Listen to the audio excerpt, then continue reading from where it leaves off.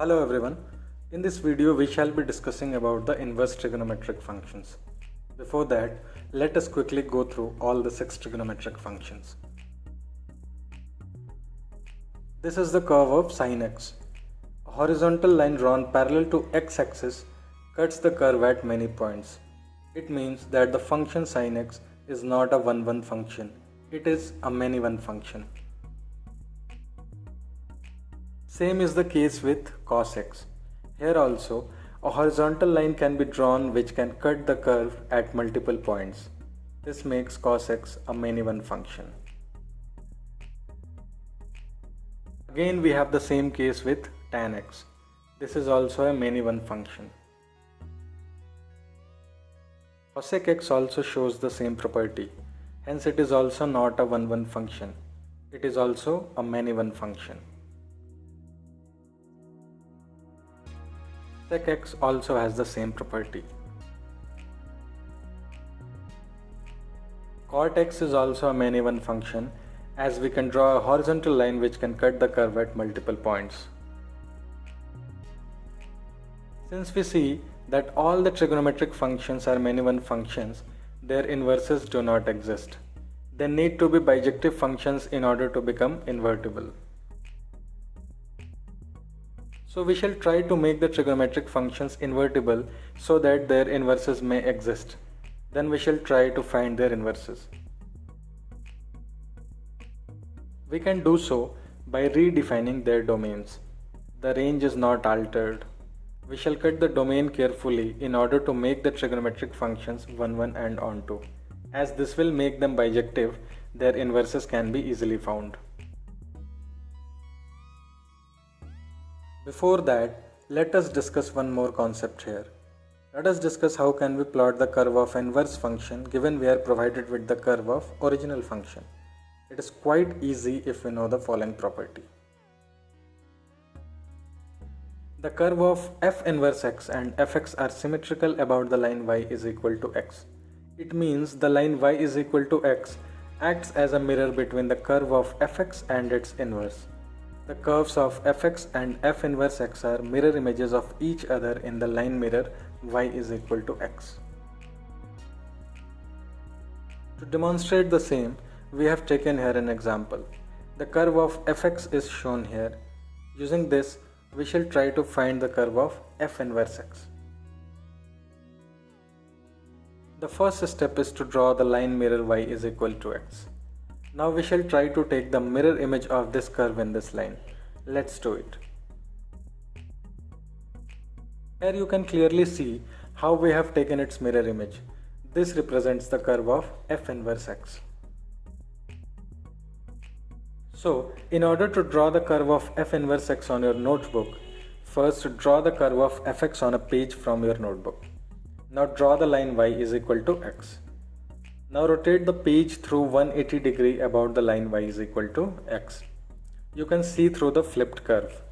Copy it on the now become front side of your page. This is the curve of f inverse x. Same transformation can be seen as a combination of the following two transformations. The first one is clockwise rotation of 90 degree about the origin, and the second one is flipping the curve about x-axis. Now let us see how can these two transformations can be combined to create the curve of f inverse x.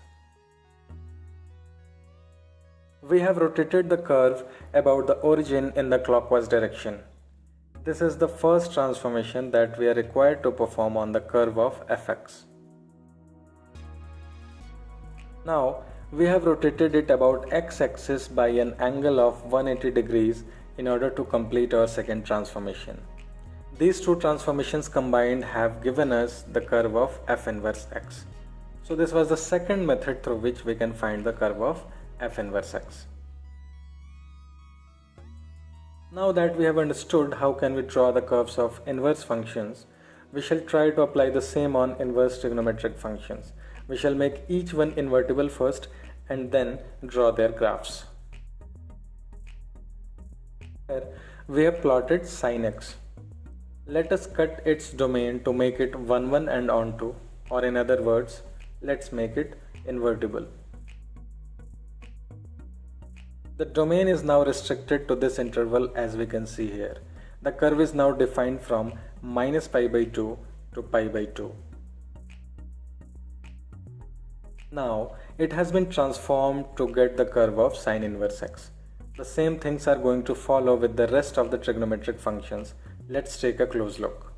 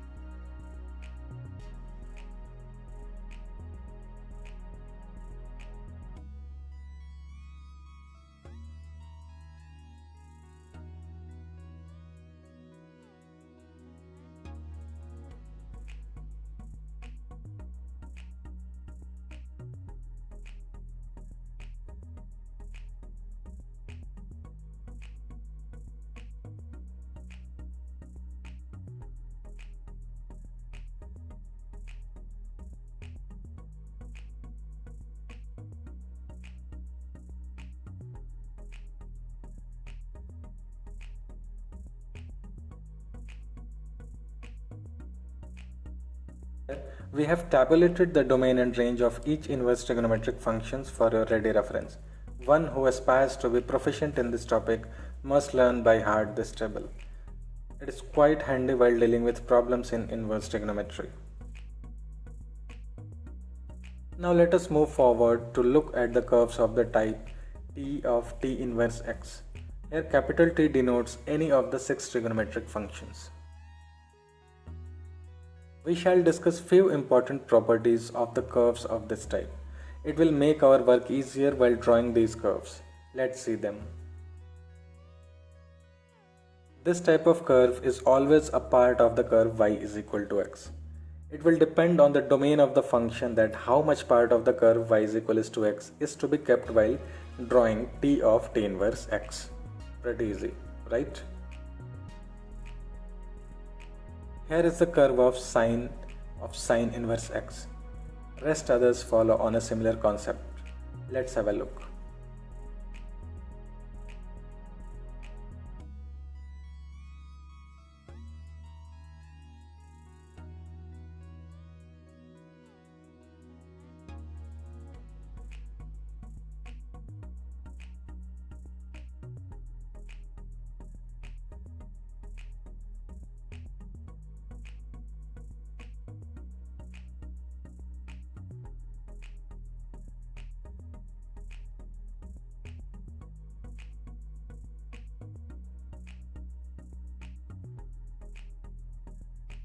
Now that we have seen the curves of T inverse x, we shall now concentrate on making the curves of the type T inverse Tx.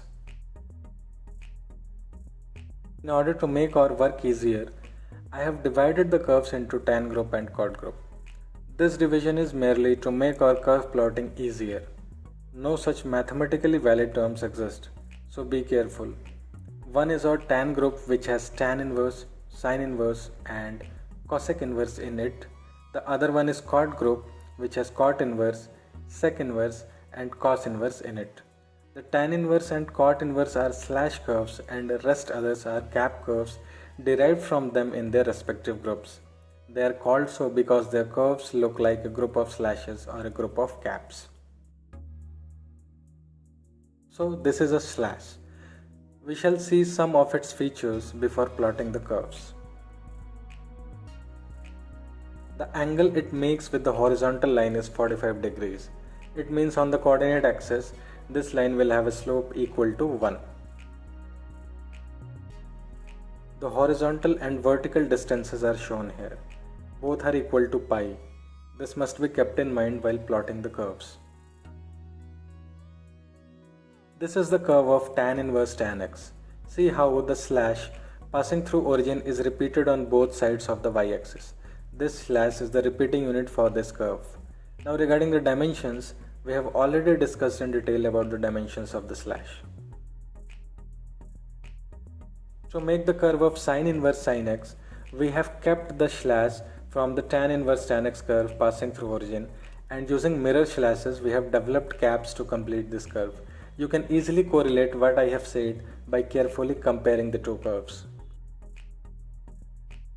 Curve of cosec inverse cosec x is same as sin inverse sin x, as it also belongs to the tan group, but it has few points of discontinuity. It is not defined for x is equals to n pi, where n is an integer. Here we have the curve of cot inverse cot x. It is also a slash curve, but the slash originates from origin to develop into the first quadrant. Now this slash is repeated to get the complete curve, as you can easily see it. Let us talk about sec inverse sec x. We have retained the slash originating from origin, and now we use mirror slashes to complete the caps and develop this curve. This curve has also points of discontinuity, and these are the points of the type x is equals to n pi by 2, where n is an integer. The curve of cos inverse cos x is similar to sec inverse sec x. Only thing is, it does not have any point of discontinuity. So this was it regarding the inverse trigonometric functions. We have covered here the basic things related to inverse trigonometric functions in a great detail. Hope you have enjoyed and learned from this a lot. Thank you very much.